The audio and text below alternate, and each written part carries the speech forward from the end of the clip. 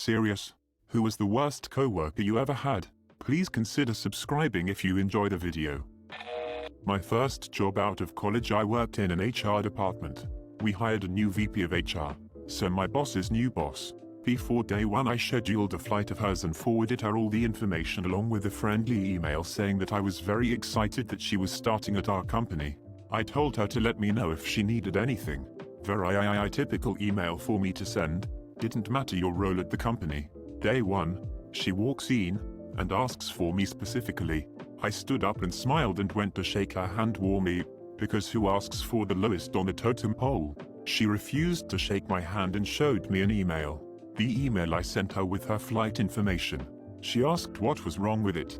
I was alarmed and read through it again, then had to sheepishly admit I wasn't sure, but I'd love to know for next time. She said, "You come across as such a brown noser. I came to talk to you first so you could rub your face in my ass now and we could get it over with." I told her that's how I talk to everyone at the company. I see us all as a team and that's how I work. She guffawed and handed me a piece of paper she had shoved in her pocket. "Here, good to know you are for real. You can get started." Then, my list of tasks included getting her computer set up. Already done. Her email up and running. Already done. Her new passwords. Already done. And a few other things for comfort around her office which I could complete in about 5 minutes. I did so and returned promptly. She slapped the piece of paper out of my hand and called me a liar. I told her making sure that she was comfortable on her first day was part of my job and I accomplish many of the tasks before new employees arrive. She asked me to escort another employee into her office, so I went and got that employee and brought them down to the new VP's office. That employee was promptly fired. No reason given and the two had never spoken before, and I was asked to escort that employee out. It was at that moment I decided to start looking for new roles. The new VP basically made me her bitch for the 3 months while I looked. I was denied any vacation requests, sick leave, breaks, when my peers in my department could do whatever, whenever. I finally got an offer and went to resign with my 2 weeks' notice. I told my direct boss first, who congratulated me, and he also said he'd tell the VP for me since he was so worried about her reaction. The new VP came in screaming about how working for her was the opportunity of a lifetime. How could I pass that up? I am an idiot. That's why nobody can be trusted. Lots of other shit went down with that woman, but I was very happy to walk out that door, screaming about how working for her was the opportunity of a lifetime. I don't get people like that. Do you really think so highly of yourself that you think someone working elsewhere is a step down? Yes. Actually, that is exactly the way they think. Wow. You sound awesome. I'm glad you don't have to work with that monster anymore. I ran into a few of those when I was in the corporate world and never could understand why anyone bought their BS. At least the ones I knew. Whoopsies. I worked in a bookstore. We had a cafe and the cafe manager was my worst coworker ever. She was nice and all, but so unhygienic. We'd had to discuss more than once not using the dish sink in the cafe's back room to bathe herself in. She always smelled slightly sour. Well, one day while covering the cafe manager's break, an employee discovered a pair of freshly stained underwear that she'd washed in the dish sink hanging off the counter in the cafe's back room. She got fired for that one. Was her name Jessica? I had one like that. She had real bad eczema on her hands, which, no judge. Sorry for your affliction, but she would try to make food without wearing gloves. We all wore gloves and we weren't shedding scabs and skin cells. I still remember my teenage horror when she was like, "They want extra pickles," and she shoved her hand into the pickle bucket and threw a hard foul on there. Well, shit. Maybe it was psoriasis. Anyway, hands were not well. This made me gag. Same here, but I read it anyway. This should be like a forbidden internet subreddit story that no one dares to read. He was 17 at the time. We'll call him Jerry. We were working in a grocery store when I met him. Jerry wanted so bad to be a bodybuilder, bro. He idolized The Rock. He spent countless hours in the gym every day. He woke up at 4 AM to run 5K, only slept for 20-minute increments throughout the day, because that's what Marines do. And he made sure everyone knew about his no excuses attitude. And all he ever did was complain and make excuses. Jerry would give speeches about hard work and dedication, and whatever other BS he obviously pulled from a motivational Instagram that day. He really did put time in at the gym though. He had the arms and chest to show it, but if you gave the kid a basic task he was useless. Cleaning the bathrooms. He left stains and toilet paper everywhere. Stocking shelves. Product was always facing the wrong way or in the wrong spot. Offering additional assistance to customers. He never bothered, always got yelled at, and never changed.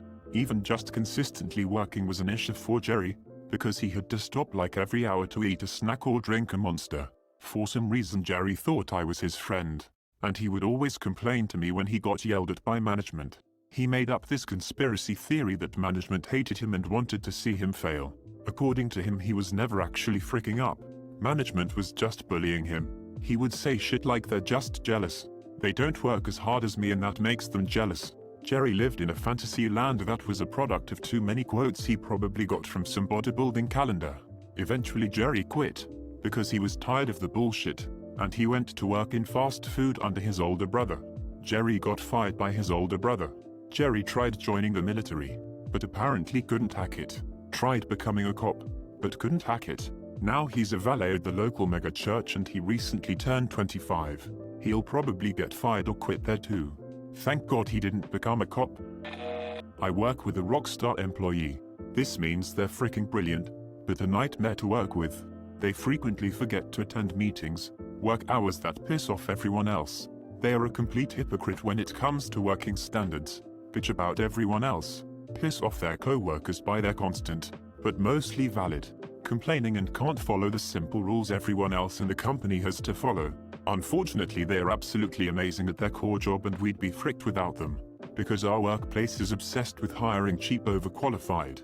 So we suck it up and have them contribute in a different way to our already stupidly toxic environment. Why the frick haven't I left this shit show of a company yet? I hope we don't work for the same org. I know someone who is exactly the way you described. In my 12-year career, I've worked with at least 7 of these people. Do you work at my OLED office? I've been managing dev teams for a long time. I'm so over rock stars. It's far better to hire multiple solid devs with varying specialties. Front-end, back-end, DevOps, etc. and split up the work among them. Each can be very effective at their piece of the puzzle without being an overpaid, egotistical morale killer. The subject matter expert who was supposed to be my mentor decided she was threatened by my existence and seized every opportunity to try to get me fired. I didn't get fired. I worked extra hard to figure it all out on my own and eventually got promoted because of it. So frick you, Janet. Had one of those. She was my supervisor at a school. Story is, a teacher stole money from the school and ran off to Brazil, since it was the middle of the year, and it was a small kindergarten class. School decided not to hire a replacement, but placed a teacher from another class in her stead and hire an aide, me, to help her out. This power-tripping, crazy-ass supervisor still took it very personally for some reason, and made it her mission to make my life miserable while I was there and run me off so I could never become a teacher or some shit. The thing is, I was only meant to be there for the remainder of year and move on. It was never meant to be a permanent position. The cherry on top is that I was doing it as a favor for the owner of the school. Teaching has never been a career prospect of mine, but she didn't care despite me stating that. I have no idea what she was so threatened for. I stayed, because it was extra money for me, as I only had to work for a few extra hours a day for half a year, but there were times where I wanted to sock her on the mouth. Bet she's real proud of running me off. I would bet she tells the story once a year at the very least. Had a girl starting her PhD in the lab I worked. She was the embodiment of entitled, lazy and spoiled. She'd come late, leave early, do next to no work and constantly complain she needed more money. After a while we all just hated her, mostly due to the fact that while we all worked our asses off, she did next to nothing, but bosses didn't seem to care at all and just let her hang around in the lab for years. When the time came to hand in her thesis, we were all curious what she'd hand in since she basically hadn't done any work. I was convinced she'd somehow weasel her way out of it, like she had done all the time. I was convinced that when you can pull off being in a lab 4 years doing no work, but no one fires you, you must be somehow a bit clever to pull that off. But nope, she failed so spectacularly like I'd never seen anyone fail before or since. So note to everyone, you can't be lazy and stupid. You can only be one of the two. Update, since a few people asked. Here's how she failed. It was a combination of shortcomings. One issue was really basic admin stuff, things like not sticking to the required format, not handing in additional documents which were required or not sticking to deadlines when it came to handing in the written thesis itself, and apparently she wanted to hand in her thesis without checking back with her advisors, PIs. When they did get the thesis to check, turned out the content of what she had written was apparently not exactly up to scratch. As far as I know, they gave her another few months to fix all the shortcomings, giving her a new deadline, but she never handed anything in. If you don't mind me asking, what kind of lab was this? When I worked in the lab, the partners and head scientist were on my ass. Academia, research institute, boss was known to sometimes be too patient for his own good. Her advisor didn't keep track of her progress. You can't be lazy and stupid. You can only be one of the two. There are definitely people who are both. Thanks for watching and subscribe for more r/AskReddit content. Be sure to check out our playlist, link in the description below.